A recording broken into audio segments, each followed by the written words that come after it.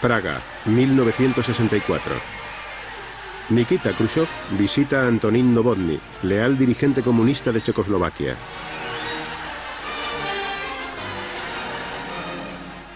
Khrushchev presumía de que el sistema soviético era dinámico y próspero. Los comunistas eran hermanos, miembros de una misma familia que compartían los recursos y las bromas.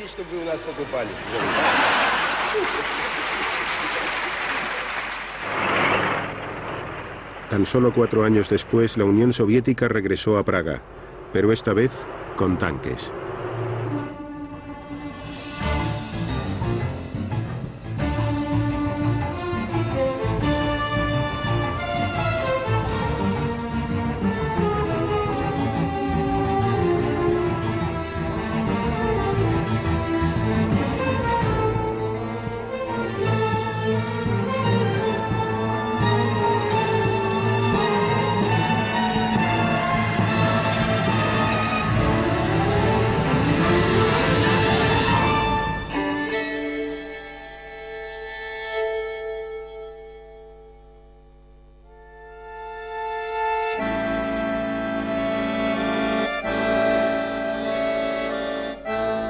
Khrushchev rebosaba energía.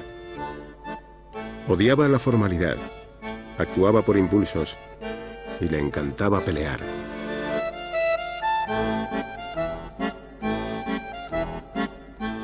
Deseaba convertir a la Unión Soviética en una nación feliz, al tiempo que gloriosa. Mi padre creía que había que liberar al socialismo de las ruinas del gobierno de Stalin y de la burocracia. Debía ser mucho más democrático. Era necesario abrir las puertas, pero de modo gradual, paso a paso.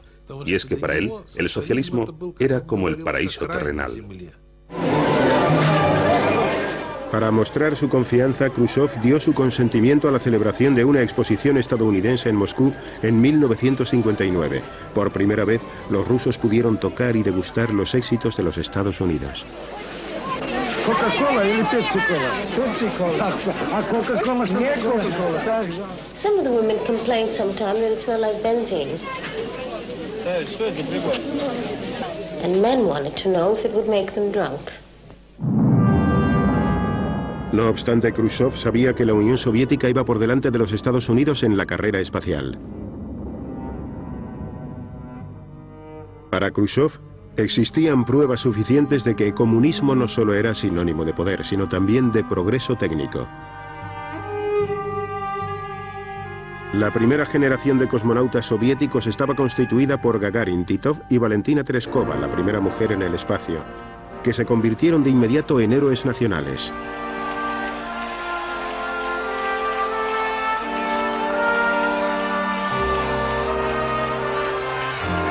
Personificaban la visión de Khrushchev, una Unión Soviética modernizada y vigorosa que guiaría al mundo en su camino hacia el futuro.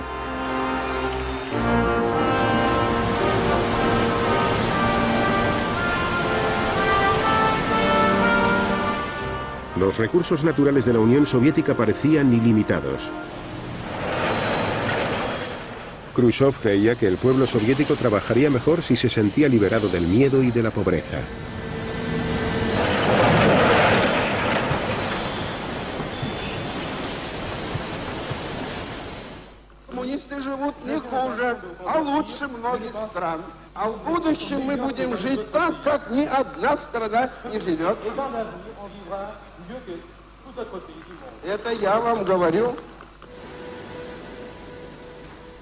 Sin embargo, las presiones de la Guerra Fría para continuar con el rearme siguieron siendo la antigua prioridad para la industria pesada viva, en especial para el sector de defensa que estaba en pleno desarrollo. Nos gritaban, vamos, vamos, más deprisa. Pero a veces nos molestaba profundamente porque no necesitábamos que nos dieran órdenes para saber que teníamos que darnos prisa. Éramos conscientes de que existía la posibilidad de que nos alcanzaran con bombas y misiles, por lo que teníamos que defendernos. No sentíamos que estuviéramos en igualdad de condiciones con Occidente, ni tampoco que pudiéramos llegar a un acuerdo. Debido a la pervivencia de la Guerra Fría, fue necesario mantener unos efectivos muy numerosos en el campo. Khrushchev trató de reducir su número, pero los generales se resistieron. Entrar en el ejército era algo que daba mucho prestigio. En primer lugar, los sueldos eran más altos y luego, al licenciarme, me pagaban 240 rublos, mientras que un ingeniero cobraba aproximadamente unos 120. Además, me proporcionaron 5 uniformes. Y lo que es aún más importante es que a los soldados les daban un apartamento. Ciudades como Sverdlovsk, situada a unos 1500 kilómetros de Moscú, estaban dominadas por las inmensas plantas de armamento. La producción consistía en cumplir o superar los objetivos marcados por los planificadores de Moscú. La propaganda patriótica mantenía a los trabajadores trabajando constantemente para producir más y más rápido. Creíamos que era nuestro deber para con la madre patria y por ese motivo nos esforzábamos tanto. En la fábrica trabajaban muchos jóvenes, aproximadamente 3000 chicos comunistas, miembros del Komsomol. Teníamos nuestro propio comité y creábamos brigadas juveniles que competían las unas con las otras.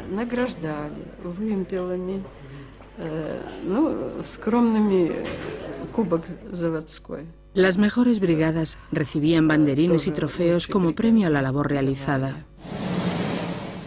Khrushchev y el partido aún seguían confiando en la propaganda y el patriotismo para sacar adelante la economía.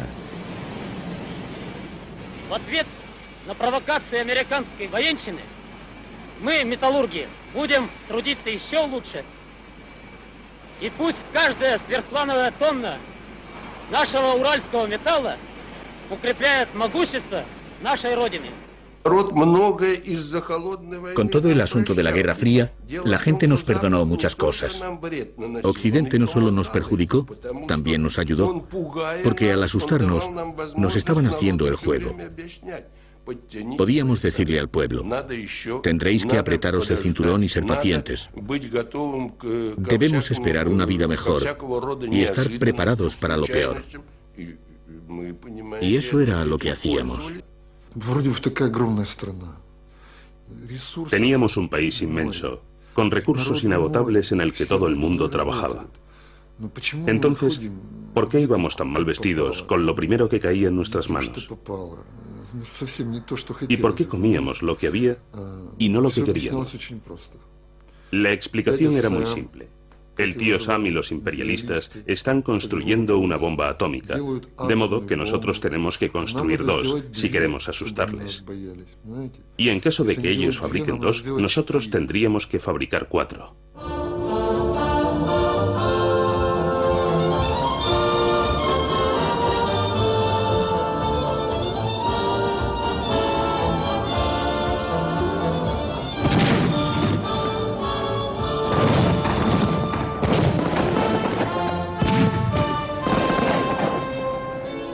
Una película producida por el gobierno celebraba el avance inexorable del comunismo. Pero los habitantes de la Unión Soviética seguían viviendo en su mayoría en la miseria y el hacinamiento.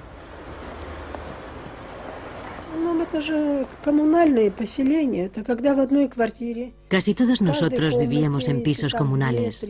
En uno de estos pisos había 2, 3 y a veces 4 habitaciones, y en cada una de ellas vivía una familia completa. ¿Puede imaginarse a toda una familia viviendo en una sola estancia? Había una cocina y solo un servicio. Era una vida horrible. Khrushchev estaba impaciente por ver al pueblo soviético vivir tan bien como los estadounidenses o incluso mejor. Trató de cambiar el rumbo de la economía dirigida y orientarla hacia la industria ligera y hacia las necesidades del consumidor. Pero la clase dirigente soviética, de costumbres profundamente arraigadas, se resistía al cambio. Comprendió que la política tiene que estar basada en el pueblo El principal objetivo de su política era mejorar la calidad de vida de su pueblo, y era consciente de que tenía que cambiar su modo de tratar con el mundo exterior a sus fronteras, que era necesario un cambio. Y lo comprendió porque Khrushchev era un hombre con mucho sentido común, un sentido común básico. Era muy visceral y se dejaba llevar por sus instintos. Pero los políticos profesionales y diplomáticos de la época estaban horrorizados ante las perspectivas y se preguntaban, ¿pero qué está haciendo? La prefabricación parecía la respuesta al problema de la escasez de viviendas. En la década de los 60 surgieron bloques de apartamentos en todas las ciudades soviéticas.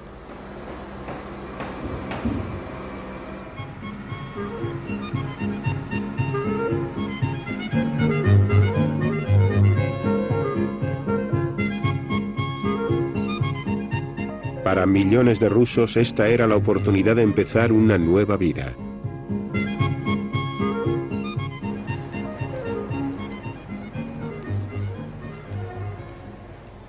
Claro que estábamos contentos.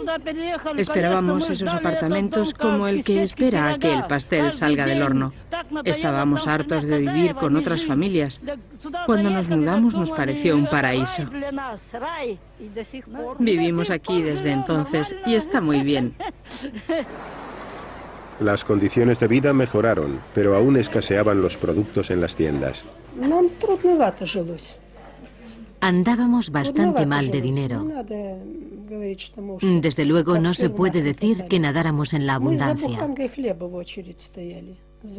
Para conseguir un poco de pan, teníamos que hacer cola. Porque los productos como los cereales, la pasta y el pan estaban racionados. Para acabar con la escasez de alimentos, Khrushchev emprendió rápidamente reformas en la agricultura y puso en marcha las campañas de las tierras vírgenes. Los campesinos comenzaron a arar las praderas de Asia Central para plantar trigo. Khrushchev alardeaba de que superaría a los Estados Unidos en carne, leche y grano. Los voluntarios se volcaron en las tierras vírgenes con el antiguo celo comunista. Las tierras vírgenes y Khrushchev son inseparables. Era una persona muy entusiasta y llena de vida. Hizo que todo el país despertara del letargo en el que estaba sumido. Inspiraba a la gente y era a la vez emocionante y romántico. Aunque ahora pueda parecer ingenuo al decir esto, fueron momentos maravillosos. Pero no había suficientes fertilizantes ni tampoco vagones para transportar los cereales ni silos donde almacenarlos, por lo que la mayor parte de la cosecha se desperdició. Resultaba muy difícil conseguir carne en nuestra ciudad, por lo que teníamos que desplazarnos a Moscú. Llevábamos mochilas enormes y hacíamos en autobús los 120 kilómetros que nos separaban de Moscú. Íbamos al GUM, los grandes almacenes situados en la Plaza Roja, y pasábamos todo el día comprando embutido, galletas y todo tipo de manjares. Nosotros llevábamos las mochilas abiertas mientras nuestras madres hacían la compra. Luego regresábamos al autobús. Era toda una ceremonia. Moscú recibía la mayor parte de las provisiones, mientras el resto de las provincias carecían de carne y embutidos. Moscú, la capital y símbolo en el exterior de todo el país, recibía suministros especiales.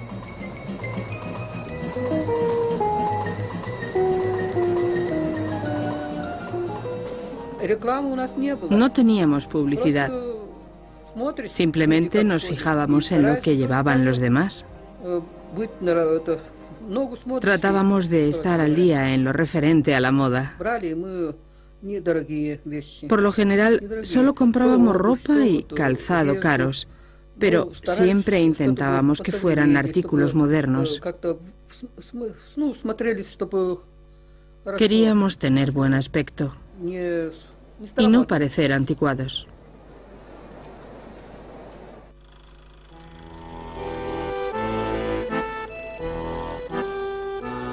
La gente quería más de la vida y encontró maneras de conseguir lo que pedía. Los rusos que trabajaban en la industria de defensa disfrutaban de privilegios especiales. Las películas caseras de las familias soviéticas dejan constancia de cómo iba cambiando el comportamiento en las excursiones campestres.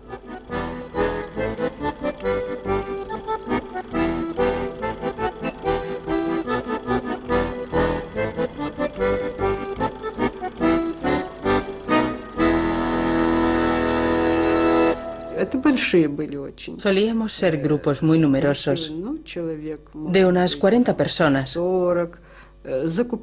Comprábamos carne y la cocinábamos en enormes ollas que poníamos sobre fogatas al aire libre. Dormíamos en tiendas y así era como pasábamos el tiempo. El partido y los sindicatos dirigían los centros turísticos. Millones de familias pudieron disfrutar de unas vacaciones completamente gratuitas.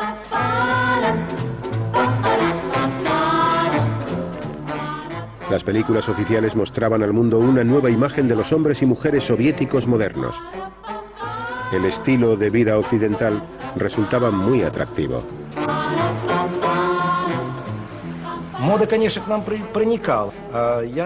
La moda penetró en nuestro país. A finales de los 50 y principios de los 60, cuando llegaron los pantalones, nosotros los hicimos muy estrechos, tipo pitillo, acampanado. Solo nos los podíamos poner y quitar enjabonándonos las piernas. Los castigos para quien los utilizaba eran muy severos.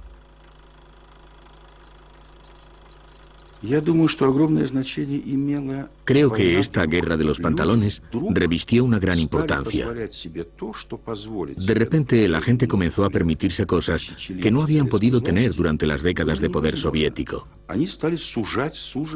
La policía se encargaba de los jóvenes que seguían estas modas.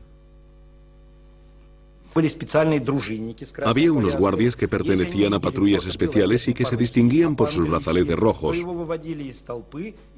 Cuando veían a una persona vestida al estilo inglés y no al estilo soviético, la detenían y la llevaban a la estación de la milicia, donde una vez allí le cortaban los pantalones, le cortaban el pelo y luego la enviaban a casa. Y esta era su manera de luchar contra las modas occidentales. Pero los nuevos sonidos y los nuevos bailes se las arreglaron para llegar hasta este rincón del mundo. Fue lo que sucedió con el twist, que se bailaba mirando disimuladamente por encima del hombro. Con las nuevas radios portátiles a veces se podían captar programas extranjeros que estaba prohibido escuchar.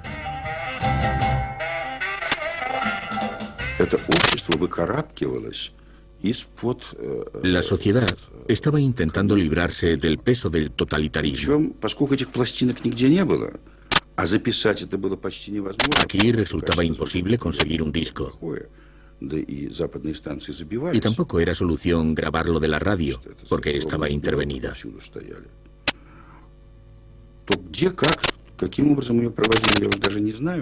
Pero no sé cómo, los traíamos de contrabando.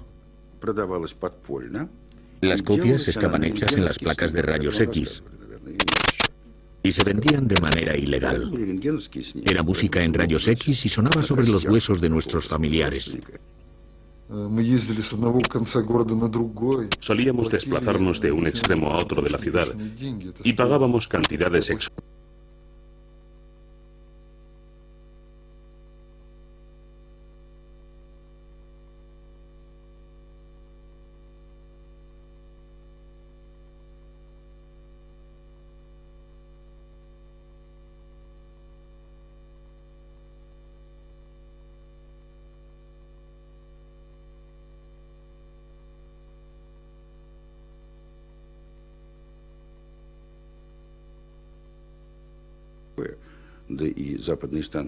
Y tampoco era solución grabarlo de la radio, porque estaba intervenida.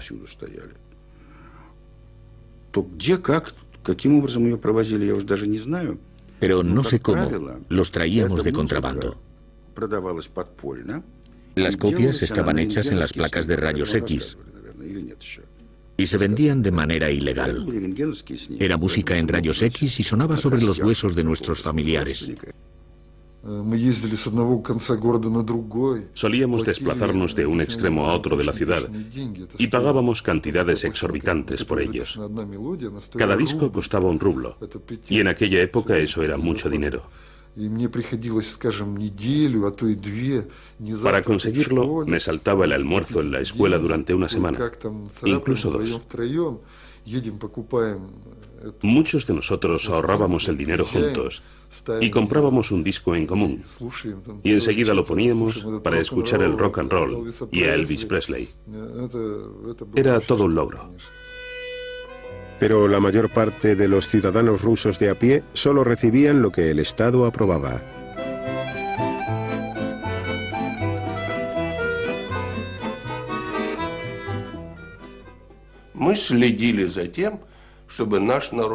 Nos aseguramos de que nuestro pueblo solo obtuviera lo que, en nuestra opinión, era absolutamente necesario y beneficioso para nuestro Estado, nuestro sistema y para la política de nuestro partido, que desempeñaba el papel protagonista en nuestra sociedad.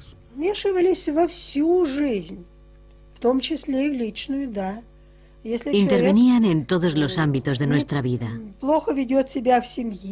Si un hombre se comportaba mal en familia, si se dedicaba a beber o tenía un amante, entonces la mujer podía decírselo al partido o al Komsomol y se le llamaría a comparecer ante el partido. Los jóvenes trataban de crear sus propias normas. La antigua institución de la familia rusa estaba perdiendo el control de sus hijos.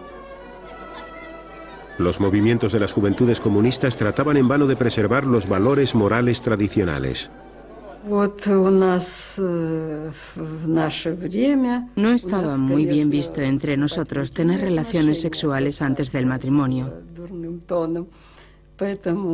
Normalmente la primera vez tenía lugar en la noche que seguía a la boda. Por supuesto, había muchos jóvenes que no se ceñían a estos principios. Actuaban con libertad, pero tenían que comparecer ante el comité Komsomol, donde les obligaban a explicarse.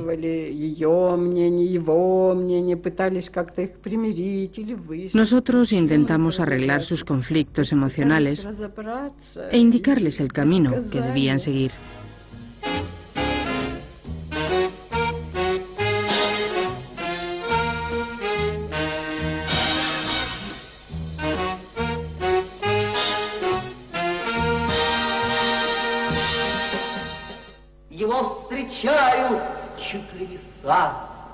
Artistas y escritores cada vez se mostraban más atrevidos y desafiaban así a los censores.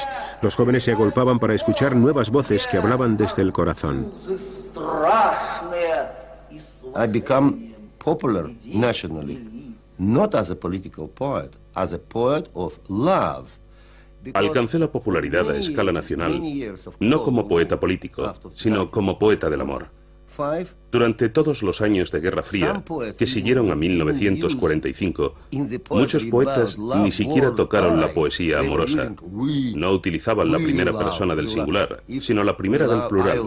Nosotros amamos. Te amo como amo a mi patria, por ejemplo. Era una cita típica e hipócrita de la poesía de aquella época. E incluso había poemas, no poemas políticos, que trataban de la soledad, como por ejemplo uno de los primeros que yo escribí, que fueron tachados de antisoviéticos porque la gente no entendía cómo podía hablar de soledad cuando pertenecía a una colectividad tan grande como eran los 2 millones de amigos que trabajaban para alcanzar los ideales del comunismo. Era algo así. Aún recuerdo esos artículos llenos de hipocresía.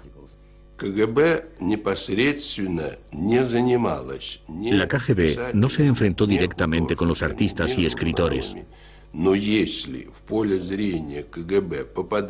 Pero si ciertos hechos llegaban a oídos de la KGB, y si descubríamos que sus obras incluían elementos antisoviéticos u hostiles a nuestra ideología o a nuestra política, la KGB podía intervenir para tratar de averiguar quién había promovido eso y cuáles eran sus motivos. El partido tenía el control en todas partes. En 1962, los miembros de línea más radical convencieron a Khrushchev para que visitara una exposición de arte moderno. Confiaban en que se escandalizara y así procediera a restaurar una censura aún más rígida. Preguntó, ¿hay algunos cuadros inacabados? Y le respondieron que no. ¿Pero por qué no representan rostros humanos o paisajes de nuestra patria?, inquirió. Porque odian los rostros de nuestros trabajadores y mineros soviéticos, fue la respuesta. Los políticos de línea dura lograron su propósito. Khrushchev explotó y comenzó a insultar a gritos a pintores y escultores.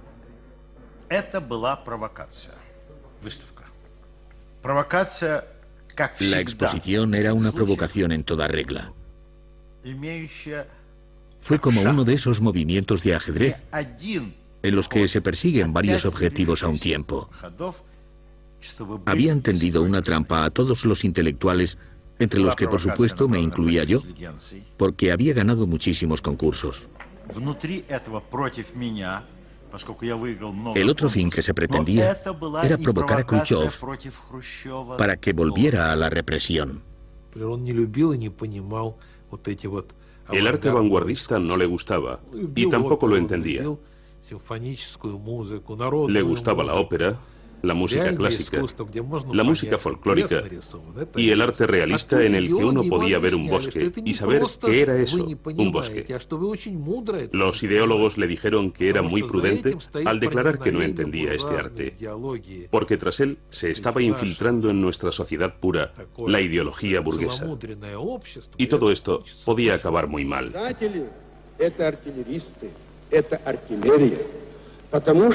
Они, так сказать, расчищают путь для нашей пехоты.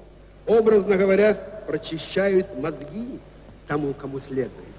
Поэтому бить точно, но бить по противнику, по своим не стрелять. Los censores reprimieron cualquier discurso libre en la Unión Soviética. En Checoslovaquia, donde un severo líder stalinista bloqueaba cualquier reforma, la lucha era la misma. Los artistas librepensadores trataban de eludir la censura del partido. En esta época, Václav Havel comenzó a escribir para el teatro. Criticar la ideología comunista era un suicidio. Era mucho mejor encontrar otras vías. Escribir sobre los derechos humanos, sobre la libertad de los hombres y sobre la existencia de la humanidad, en lugar de provocar un enfrentamiento directo con la ideología. You know, the censorship itself, that's not the worst evil.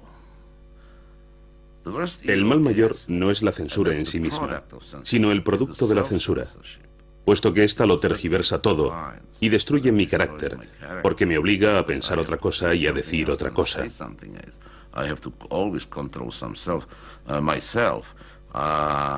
Siempre tengo que controlarme y dejar de ser honrado para convertirme en un hipócrita. Ese era su objetivo, querían que todos nos sintiéramos culpables. No importaba lo que marchara mal, nunca se debía culpar de ello al sistema comunista. Khrushchev aún no había encontrado una solución al problema de las provisiones, pero se mostraba muy optimista sobre sus grandes planes. Ordenó que todos los campesinos cultivaran maíz diciendo que las nuevas variedades soviéticas podrían sobrevivir en climas fríos, pero estaba equivocado. Los pobres chicos y chicas tenían que calentar los campos para que el maíz creciera. Se pasaban toda la noche prendiendo hogueras, especialmente si las previsiones anunciaban heladas. A veces se quedaban dormidos tan cerca del fuego que se les quemaban la cara y las manos. Por estos motivos, para nosotros, el maíz no era la reina de los campos, sino una madrastra malvada.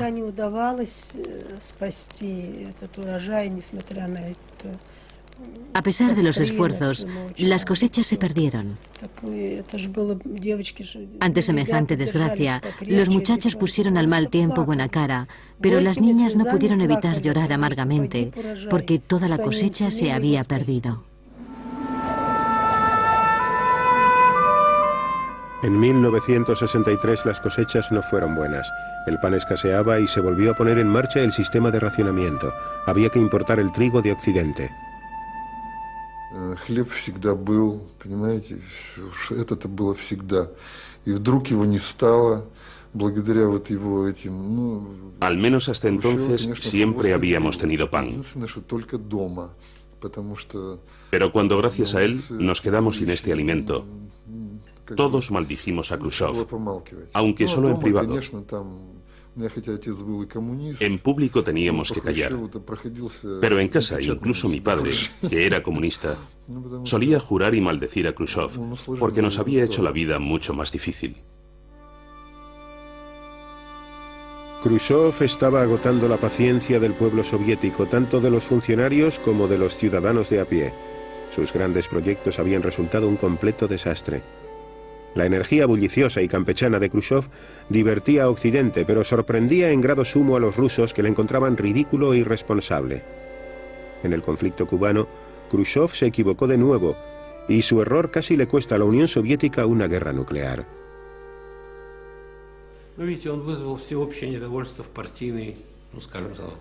Esto provocó un gran malestar entre los miembros más selectos del partido. Casi todos estaban descontentos con él por todo tipo de razones. Por motivos personales, por las constantes reformas que había iniciado y luego cancelado, o por incluso sus infructuosas actuaciones políticas. Por supuesto, los motivos personales tenían un gran peso. A muchos les preocupaba que esta situación minara la estabilidad del sistema. La fruta ya estaba muy madura y decidimos cortarla rápidamente antes de que cayera al suelo, se pudriera y contaminara toda la sociedad. Porque entonces la sociedad comenzaría a descomponerse. Por este motivo tomamos la decisión de destituir a Khrushchev y lo hicimos tranquilamente, sin violencia. El Politburó seleccionó a Leonid Brezhnev para dirigir la oposición a Khrushchev. En octubre de 1964, Khrushchev fue destituido.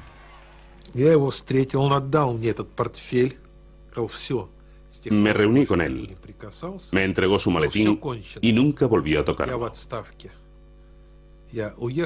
Dijo, todo ha terminado, dimito. Cuando han llegado todos para comer, me he levantado y me he marchado. No quería estar con ellos. De todos modos, no creo que le hubieran invitado a quedarse. Estaba muy nervioso y tenso. Las lágrimas inundaban sus ojos. Estaba muy afectado y no encontraba su lugar. Iba a la dacha, regresaba y se quedaba ahí sentado. Tuvo que pasar algo más de un mes y medio antes de que comenzara a tranquilizarse poco a poco. Pocas personas echaron de menos a Khrushchev. Muchos querían que una mano firme volviera a gobernar el timón de la nación.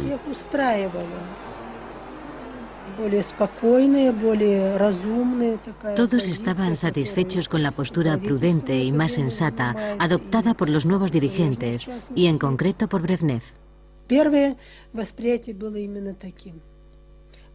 Esa fue nuestra primera impresión. El pueblo lo aceptaba mejor porque era más estable. Antes, la situación era muy incierta y de un día para otro podía pasar cualquier cosa. La estabilidad había vuelto a la Unión Soviética, pero aún amenazaban las revueltas en el imperio. En Checoslovaquia, el régimen represivo de Antonín Novotny seguía rechazando categóricamente las peticiones para una sociedad más abierta.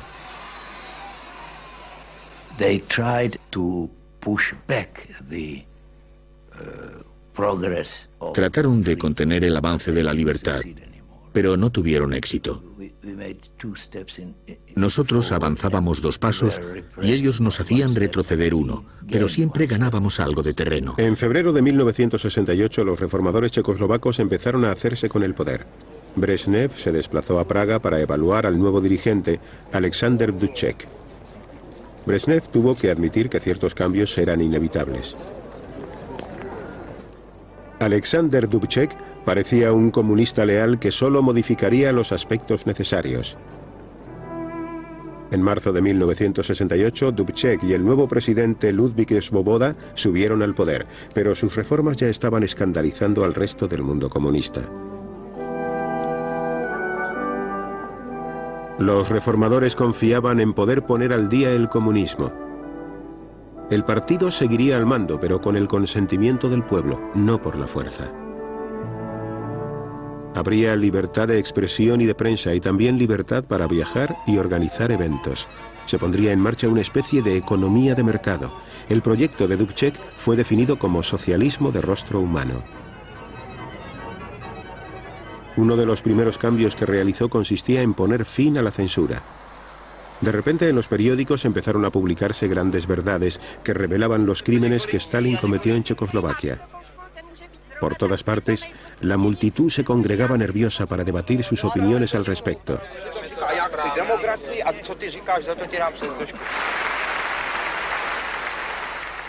Tras 2 décadas de terror y silencio, checos y eslovacos podían volver a alzar su voz. Acudieron miles de personas, y quienes no consiguieron entrar se quedaron fuera escuchando durante 4 horas hasta que terminó. De repente todos se dieron cuenta de que podían vivir con más libertad y estaban ansiosos de aprenderlo todo sobre las nuevas fronteras de su vida, que acababan de adquirir unas dimensiones mayores.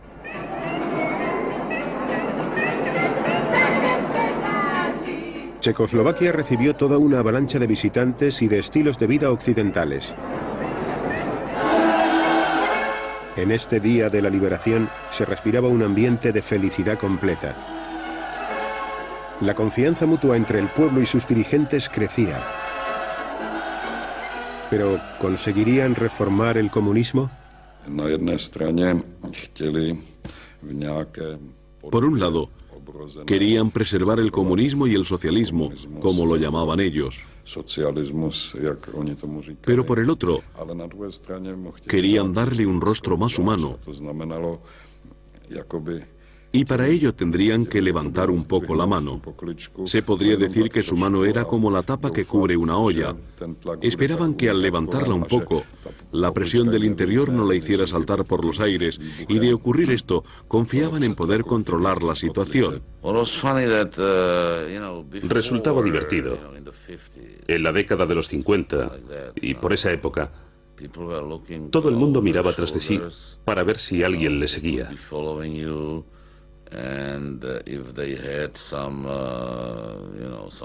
Y si tenían en su poder objetos procedentes de los países occidentales, como por ejemplo un periódico, lo ocultaban en sus bolsillos. En los 60, en medio de la euforia provocada por la libertad de prensa, todos se expresaban libremente en la calle, pero seguían mirando tras de sí, porque en mi opinión se trataba de una libertad espasmódica, de una libertad como desatada por una fiebre. Lo que quiero decir es que no era una libertad realmente cómoda. No, no lo era.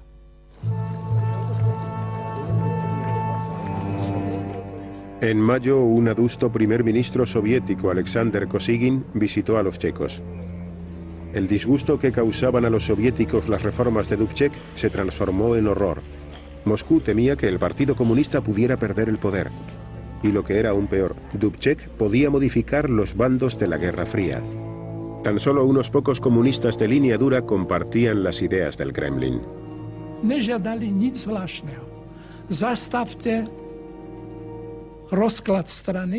No pedían nada especial.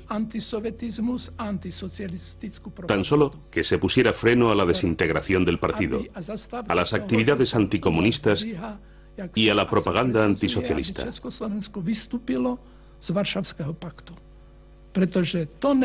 Era necesario acallar todas las voces que pedían que Checoslovaquia saliera del Pacto de Varsovia. Y lo decían abiertamente: no podemos aceptarlo, no podemos aceptar que las fronteras occidentales cada vez se acerquen más a los límites de la Unión Soviética. A principios del verano, las tropas del Pacto de Varsovia llevaron a cabo maniobras cuya existencia todo el mundo conocía en territorio checoslovaco. Tras los ejercicios, dejaron su red de señales en el terreno. No resultaba difícil captar la advertencia.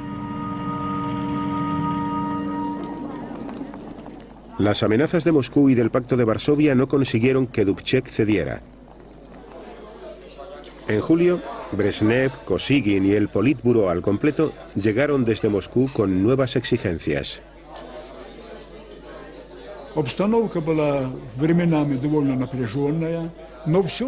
La situación era muy tensa.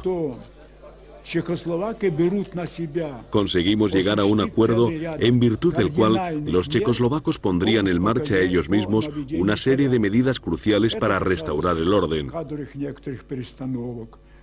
Esto significaba que habría cambios entre los miembros del gobierno, que se introducirían controles más severos en los medios de comunicación y que se exigiría un esfuerzo mayor a los trabajadores de ciertos estratos de la sociedad. Por supuesto, sería absolutamente imprescindible implantar una censura, dado que habían comenzado a aparecer publicaciones y artículos abiertamente anticomunistas y antisoviéticos. 2 días después, los dirigentes checoslovacos hicieron algunas concesiones, pero ya era demasiado tarde. El Politburó soviético había decidido poner fin al problema utilizando la fuerza.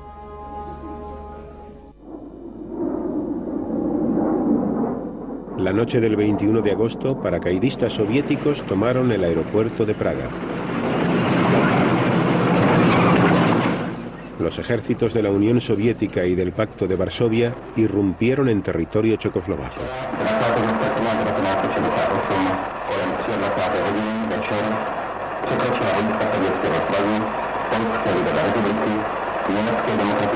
Cuando comenzó la invasión, los dirigentes checoslovacos estaban reunidos en Praga.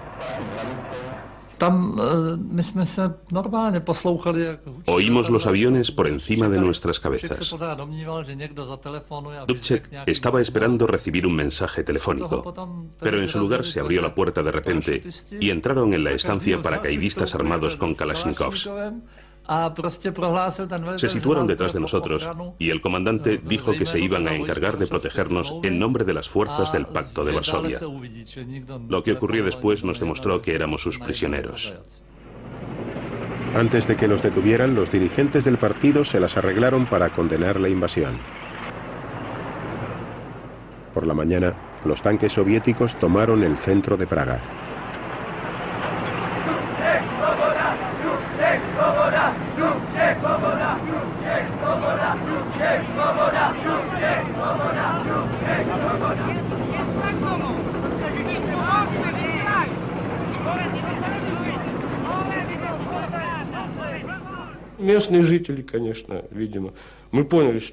Una gran parte de la población estaba perpleja, no daba crédito a sus ojos. Cuando tomamos posiciones delante de los edificios señalados, comenzaron a acercarse a nosotros y a preguntarnos: ¿pero qué sucede? ¿Qué está pasando?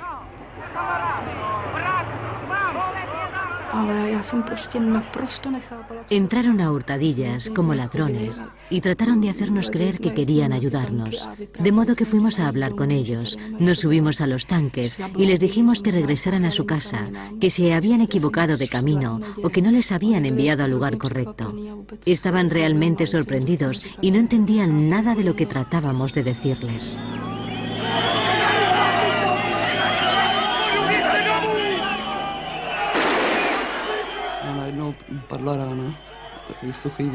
De repente oímos un disparo y vi a un chico caer al suelo a tan solo 2 metros de mí.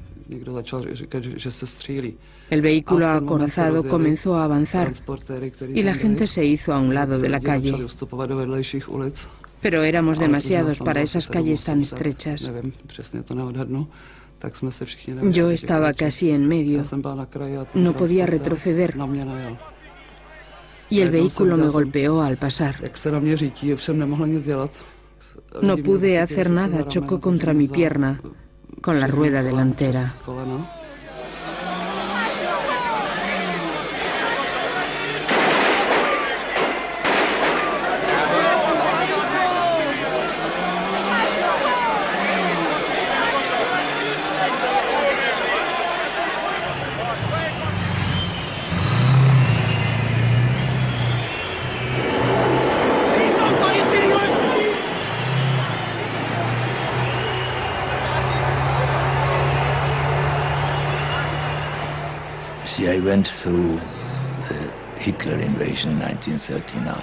Yo viví la invasión de Hitler en 1939 y he de decir que la invasión soviética de 1968 fue un golpe aún más cruel, si cabe, que el de Hitler. Porque él era nuestro enemigo declarado y de él solo esperábamos lo peor. Sin embargo, aquellos que durante años y décadas se habían declarado a sí mismos nuestros mejores amigos, nuestros hermanos y los guardianes de nuestra independencia, entraron en Checoslovaquia con un ejército compuesto por 500.000 de soldados para suprimir nuestra lucha por un poco más de libertad. Llegaron para aplastar, asesinar y, en definitiva, para acabar con ese intento de democratizar el socialismo.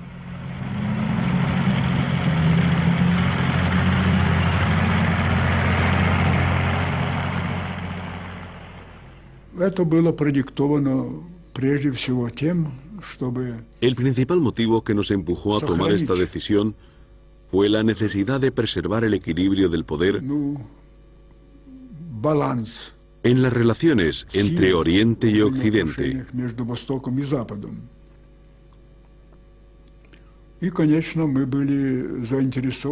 Aunque, por supuesto, también nos interesaba conservar el sistema establecido en Checoslovaquia. Los líderes checoslovacos que fueron secuestrados decidieron que la resistencia no tenía futuro alguno. En un trágico comunicado, Dubček desveló la noticia. Prosím vás, nedopusťte provokácie. Nedovolte vniesť paniku do našich hradov. Nezostáva nám v ťažkej situácii nič iné. El experimento checoslovaco, la tentativa más osada de combinar el comunismo con la democracia, había fracasado.